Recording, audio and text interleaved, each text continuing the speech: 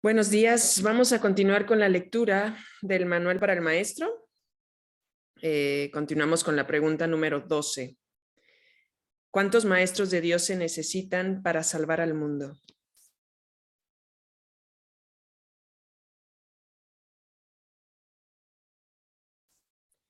Y dice, la respuesta a esta pregunta es uno solo. Un maestro absolutamente perfecto que haya completado su aprendizaje es suficiente. Este maestro, santificado y redimido, se convierte en el ser que es el Hijo de Dios, quien siempre fue únicamente espíritu, ya que no se ve a sí mismo como un cuerpo y ni siquiera en un cuerpo. Por lo tanto, es ilimitado. Y al no tener límites, sus pensamientos están unidos eternamente a los de Dios. La percepción que tiene de sí mismo está basada en el juicio de Dios, no en el suyo propio. De esta manera, comparte la voluntad de Dios y lleva sus pensamientos a las mentes que todavía están engañadas. Es por siempre uno porque es tal como Dios lo creó. Ha aceptado a Cristo y se ha salvado.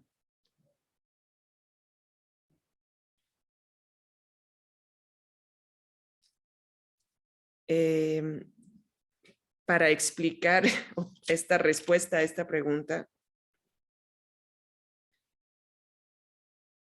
yo voy a hablarles acerca de lo que yo comprendo hoy. La verdad es que leerlo me da a mí o me lleva a pensar otras cosas. Entonces, con el entendimiento que yo tengo hoy, voy a intentar explicarlo. Para mí, aquí está hablando de Jesús. Jesús comprendió quién es. Jesús se convirtió en el propio Espíritu Santo y solo escucha su voz. La voz del Espíritu Santo es la voz de Dios. Habla en favor de Dios. Ya no cree que es un cuerpo ni se identifica con él. Al haberse liberado de los límites que la identificación con el cuerpo le dan, su mente se liberó, resucitó. El maestro que se necesitó que aprendiera todas las lecciones, ya las aprendió.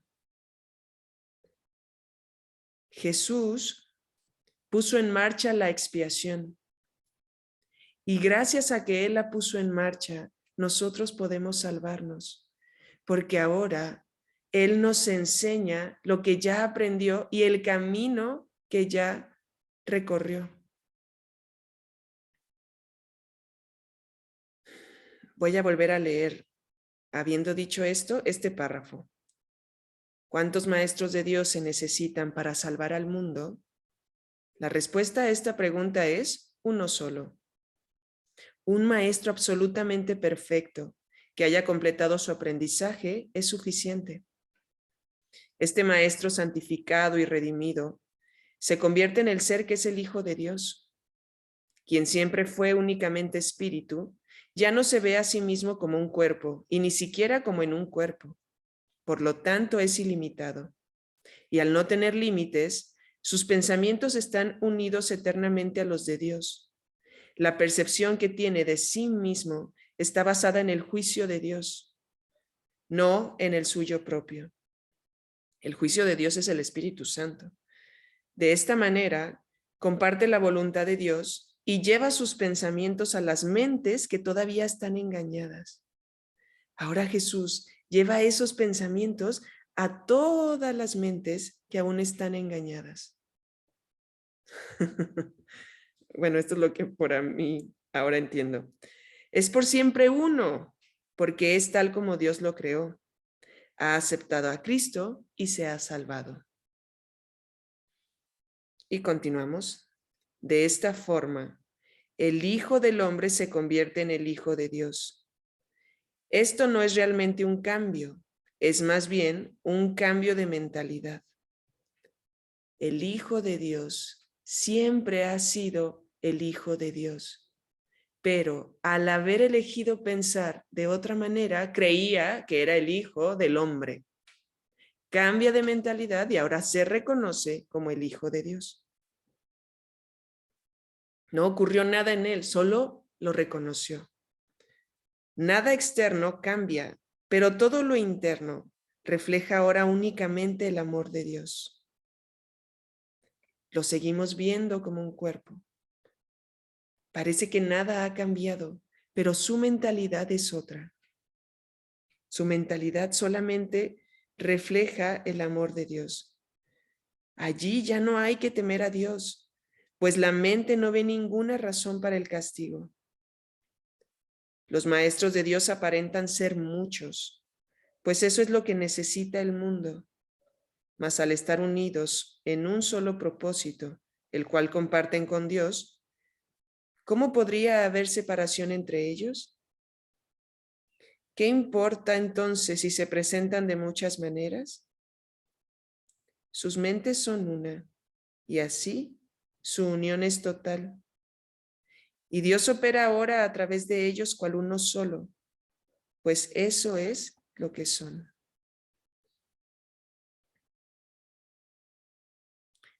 El maestro que aprendió la lección, bueno, Jesús, que aprendió la lección y al haberla aprendido unió su mente al Espíritu y el Espíritu Santo es el Maestro de Dios. Jesús a su vez se convirtió en el Maestro.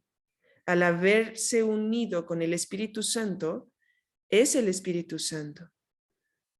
Ese Maestro, uno, que ya aprendió la lección, ahora parece estar dividido en muchos cuerpos, en muchas formas. Antes ya nos decía, los maestros de Dios no se parecen, sus características externas son totalmente diferentes.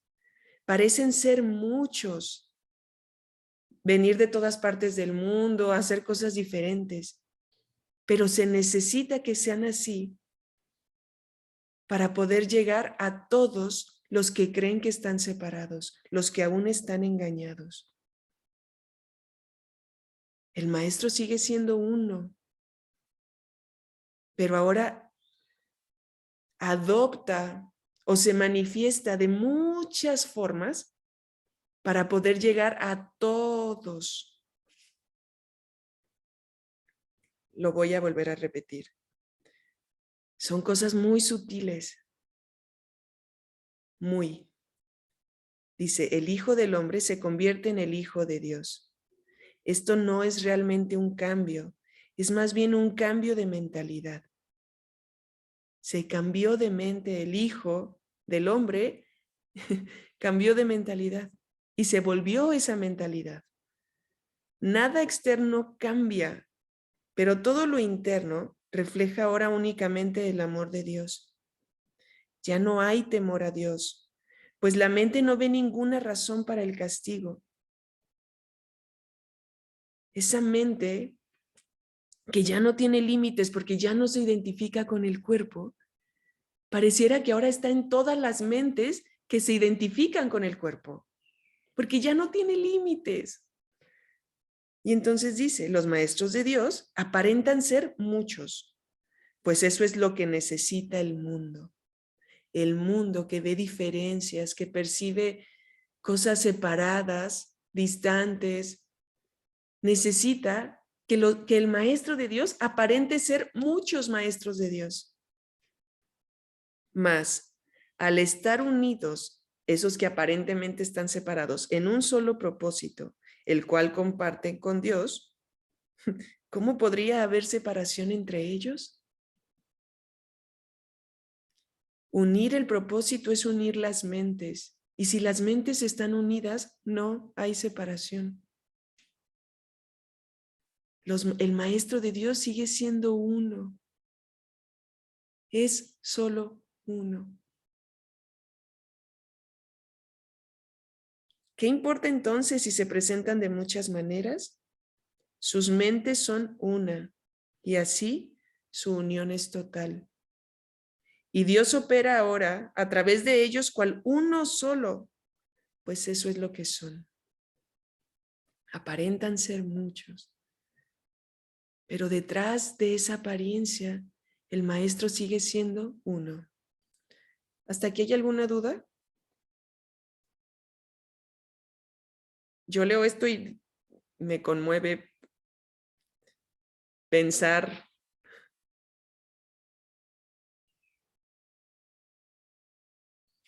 Yo ya me declaré maestra de Dios. Y pensar, leer esto y decir, wow, quien va conmigo todo el tiempo es Jesús. Y ahora pareciera que entre Jesús y yo ya no hay diferencias.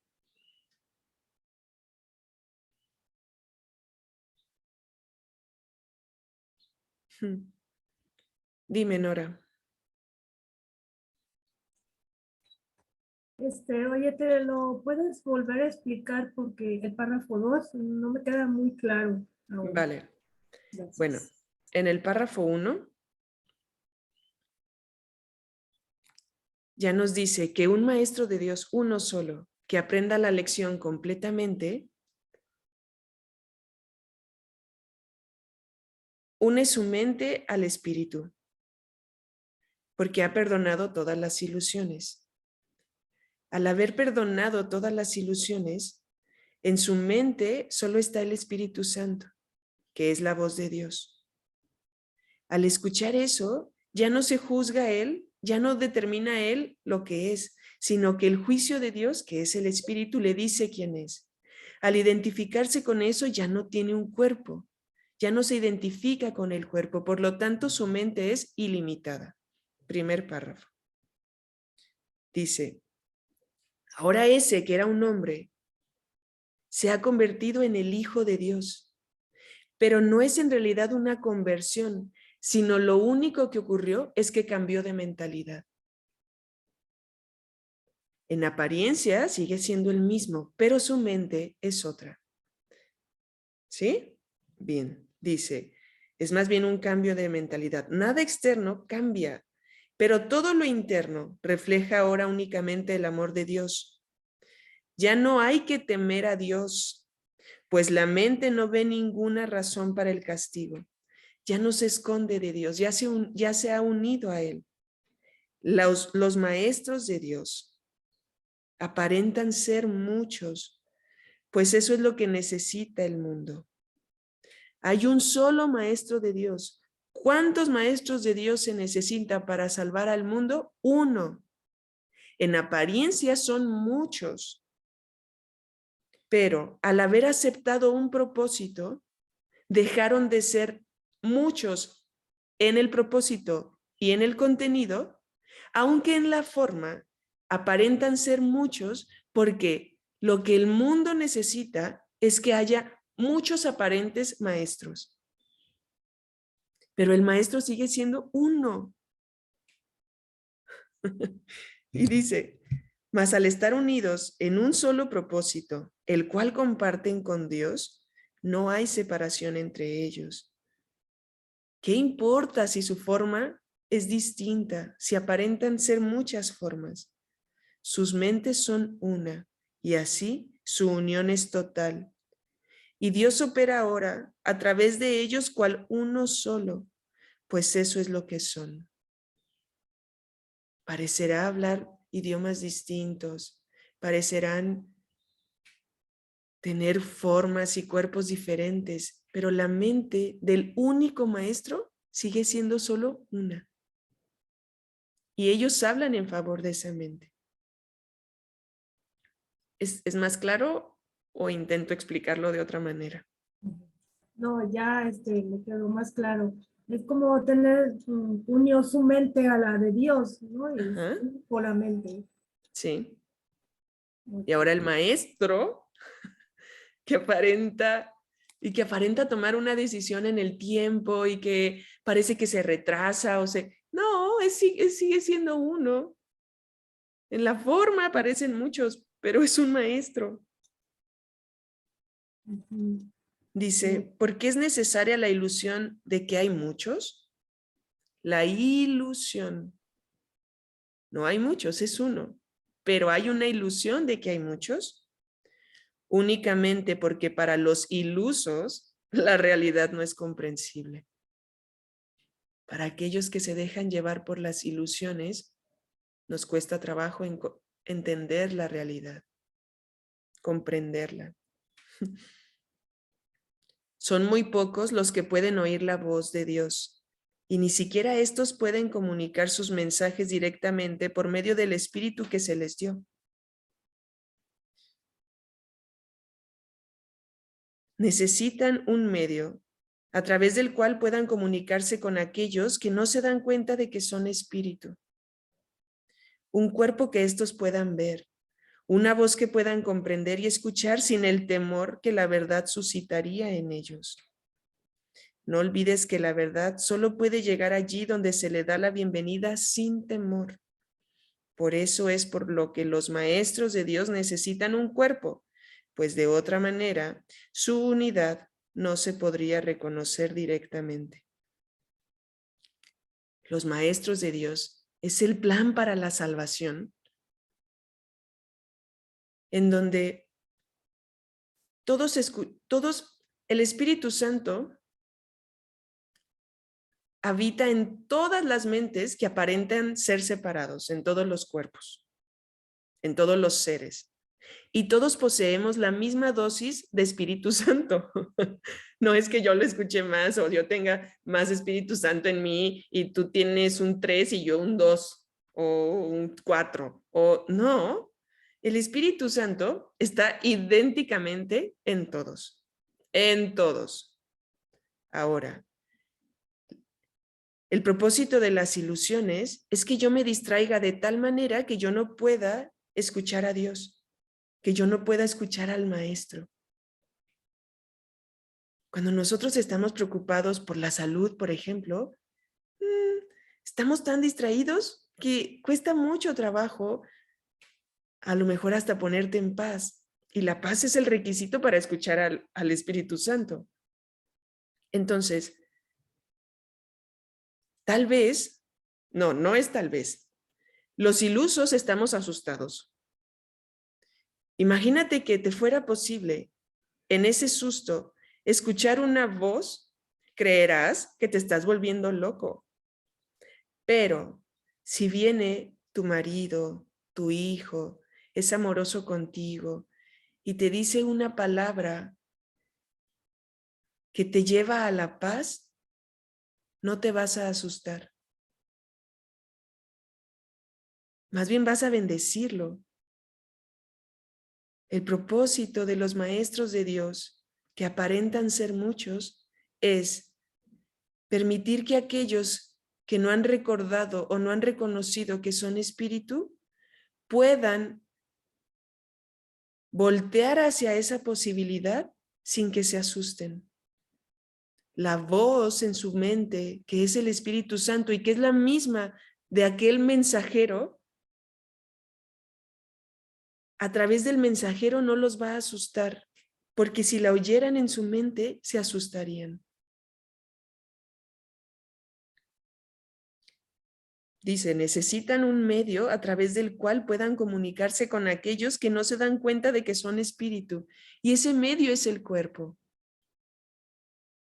Jesús dice que el Espíritu Santo utiliza todo lo que nosotros fabricamos para enseñarnos todo lo que olvidamos, lo que decidimos olvidar. Y entonces los medios que nosotros fabricamos y proyectamos para separarnos, el Espíritu le cambia el propósito y ahora los utiliza para unirnos. Eso hace con el cuerpo. Si tú unes el propósito con el Maestro, tu mente se ha unido a la de él. Por lo tanto, lo que tu cuerpo diga o haga expresará al Espíritu mismo. Ya no, el cuerpo ya no se utiliza para atacar, sino para unir. El propósito de los maestros de Dios es recordarle a aquellas mentes que aún están muy anestesiadas, que existe otra posibilidad. El propósito de los maestros de Dios es despertar en aquellos las ganas de encontrar al maestro, pero no al maestro físico, sino al maestro que habita en nuestra mente.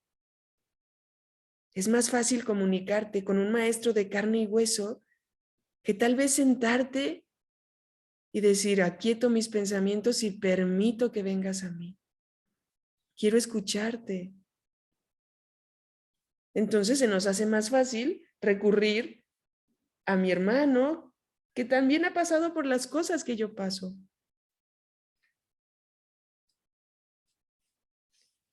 Y continúa. Bueno, ¿hasta aquí es claro?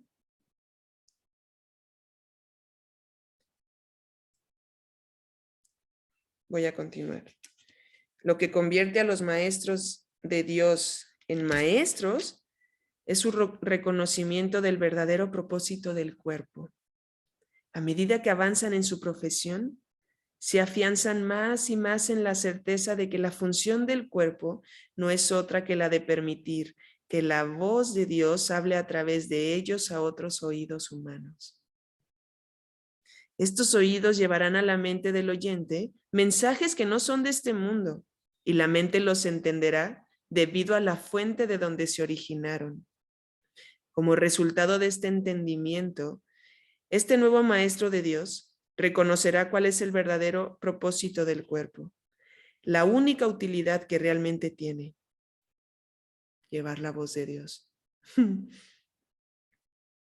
Con esta lección, basta para dejar que entre el pensamiento de unidad, y lo que es uno se reconoce como uno. Los maestros de Dios pueden compartir la ilusión de la separación, pero por razón del uso que hacen del cuerpo, no creen en la ilusión a pesar de las apariencias.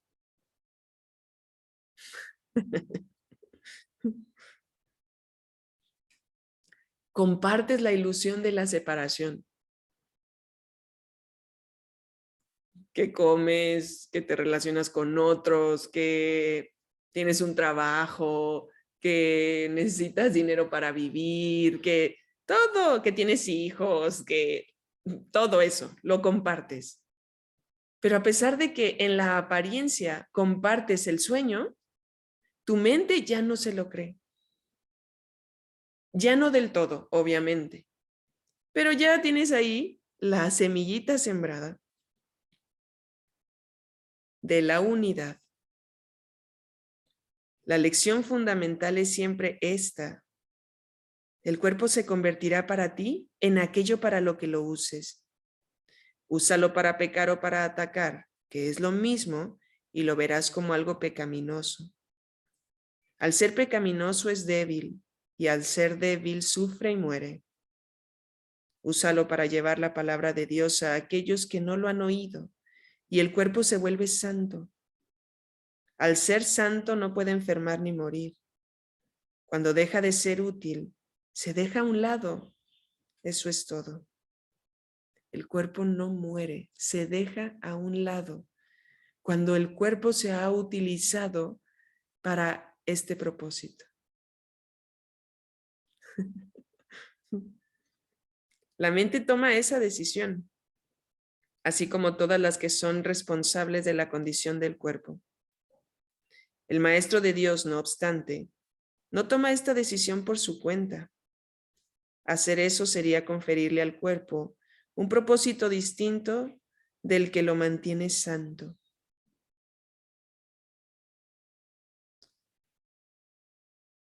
Miren, a veces hemos leído antes y dice: el juicio del Espíritu Santo es siempre. El Hijo de Dios es inocente. Y entonces nosotros tal vez vemos a alguien que está robando, estamos viendo el robo y por nuestra cuenta decimos: es inocente. Eso no es el juicio del Espíritu Santo. Soy yo queriendo usurpar el puesto del Espíritu Santo al quererme enseñar a mí mismo esa lección. El Espíritu Santo no vería un ratero.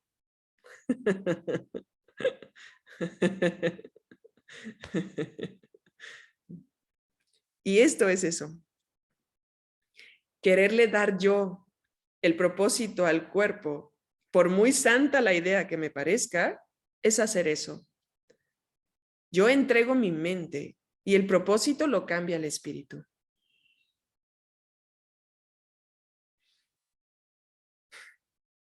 La voz de Dios le dirá cuándo ha llevado a término su cometido, tal como le dice cuál es su función. Mas él no sufre, tanto si se va como si se queda. Ahora es imposible que pueda enfermar. La unicidad y la enfermedad no pueden coexistir. Los maestros de Dios eligen ver sueños por un tiempo. Es una elección consciente, pues han aprendido que toda elección se hace conscientemente, con pleno conocimiento de sus consecuencias. Un maestro de Dios ha aprendido que todos los efectos que tiene en su vida, él los eligió. Ya no cree que cosas, circunstancias y personas llegan a su vida al azar. En algún momento pidió aquello. Y dice, siempre, todas las elecciones son conscientes. El sueño afirma lo contrario, pero ¿quién pondría su fe en sueños una vez que los ha reconocido como tal?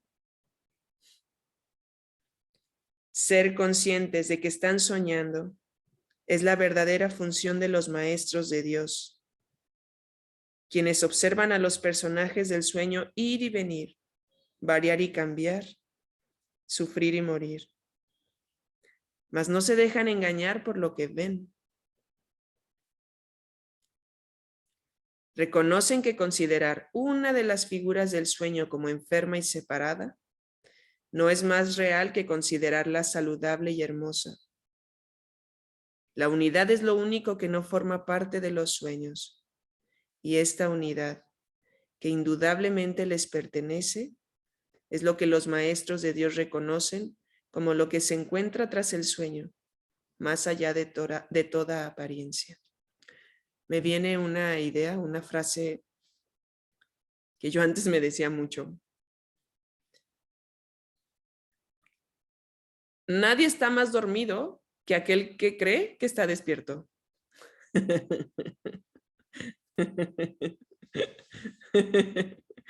Cuando ya creemos que estamos, bueno, o sea, ya Dios casi nos queda corto, nosotros ya entendimos el curso, ya nos lo leímos, ya nos lo sabemos, no, ya, o sea, nos queda un paso. Wow, es cuando más dormidos estamos. Y aquí nos dice, los maestros de Dios reconocen que están soñando, que están dormidos. Si no reconoces que estás dormido, ¿cómo reconocerías tu necesidad de despertar? Si tú crees que ya no tienes nada que aprender, nada que perdonar aquí, pues no se te puede enseñar.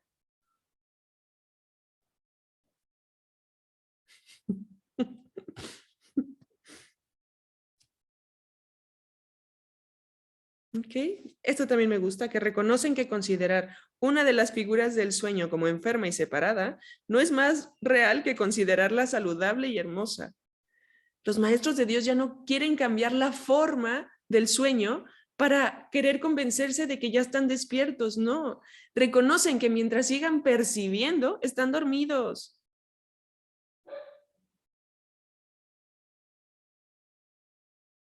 La unidad es lo único que no forma parte del sueño.